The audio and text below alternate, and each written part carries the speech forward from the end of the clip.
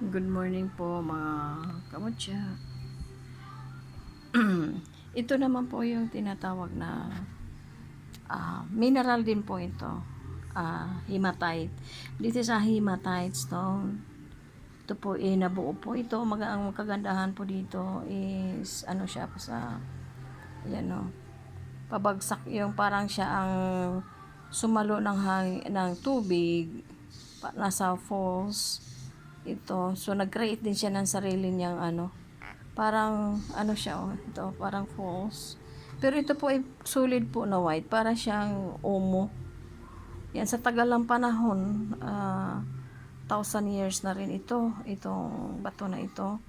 So ang kagandahan po niya ay meron siyang combination na ito yung white. Tingnan, makikita, as you can see, tingnan nyo naman, para siyang false din. Ayan, yan, maganda po siya. Hematite stone siya, also a mineral. So, maganda po ito dito sa loob ng bahay. Kasi po ito ay maghahatid ng tawag dyan, parang pagiging kalmado ka. Ito, maganda ang gagawin ko dito kasi since naman na para siyang falls. Ayun o. Ayun o. Bumagsak dyan yung tubig pag ganyan. Ang ganda ng pagkakaano niya. Ang ganda talaga ng pagkakagawa ng kalikasan. Ito po ay galing din po sa Davao. Napulot ko din po ito doon sa galing to sa isang malaking sapa doon. So ito po siguro mga tao kasi doon wala naman silang alam sa mga spiritual na mga minerals na tulad ng ganito na hematite. Ang kagandahan po kasi dito, ang bato po na ito, yung hematite daw is thought by some to improve the strength of well-being. Yan siya. Ibig sabihin, kung ano kayong tawag dyan, mahina ang kalooban mo dahil hindi mo, parang lagi mong iniisip, hindi mo kaya. Itong mga ganito po na mga stones, magbibigay po sa atin yan ng lakas. Ibig sabihin, di ba yung iba, maakyat sa building para magpakamatay kasi wala po silang guide, wala silang ibig sabihin, malayo sila sa Diyos.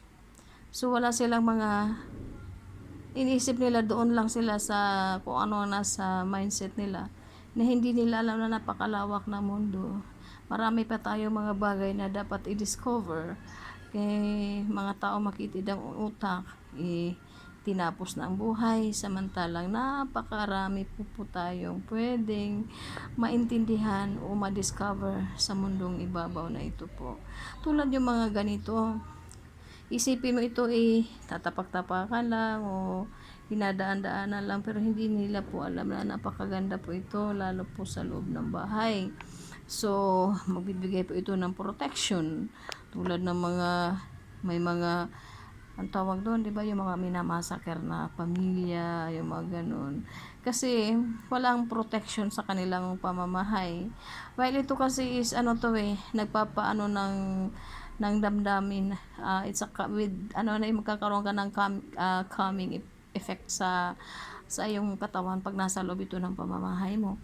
So, ibig sabihin, kahit yung may mga tao na nasa labas na gustong pumasok, sila po mawawala sa isip nila yung masamang tangka.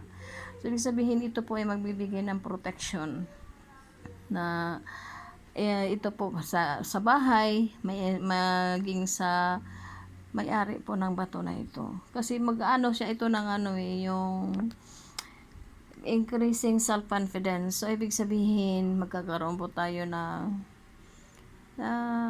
tawag dyan,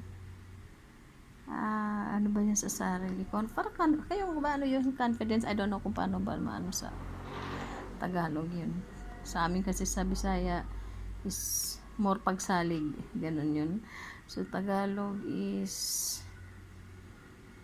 nablangko ako. Kakakain ng durian. I'm sorry. Yan po, maganda po talaga sa bahay po yung mga ganito, mga stones. Kasi may mga po yan, yung mga bato po na binigay nilagay ng Diyos Ama dito sa sa mundo o sa kalikasan, sa ating kalikasan, mayroon po yan mga puwersa po.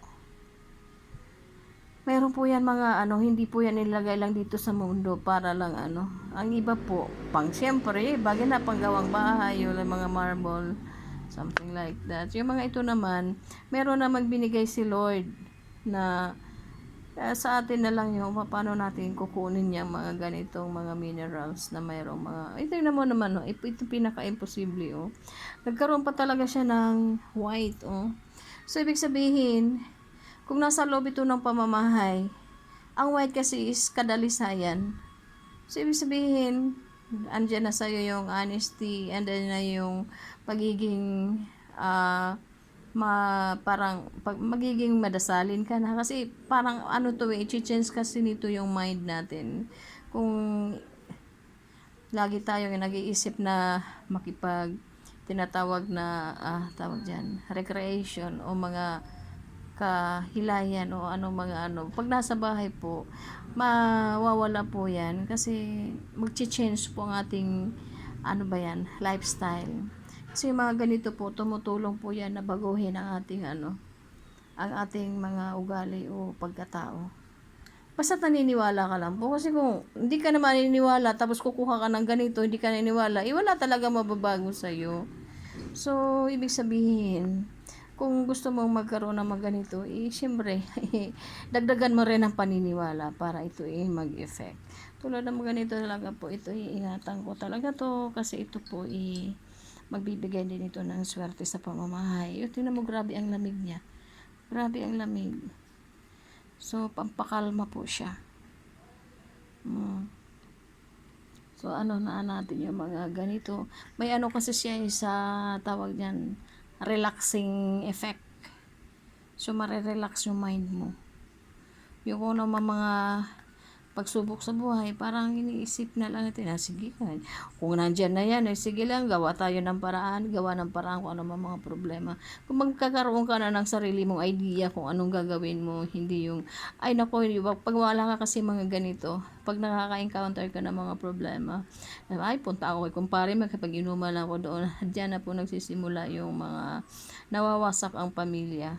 So, yung mga ganito po, pagka meron po tayo mga ganitong mineral na tumutulong na mabago po ang ating pamumuhay. Hindi po kasi hindi lang po ito sa sa physical, maging po sa financial, magbibigay po ito ng swerte. So, maswerte po talaga yung mga naniniwala sa mga ganito kaysa doon sa mga naniniwala sa kapangyarihan ng alak.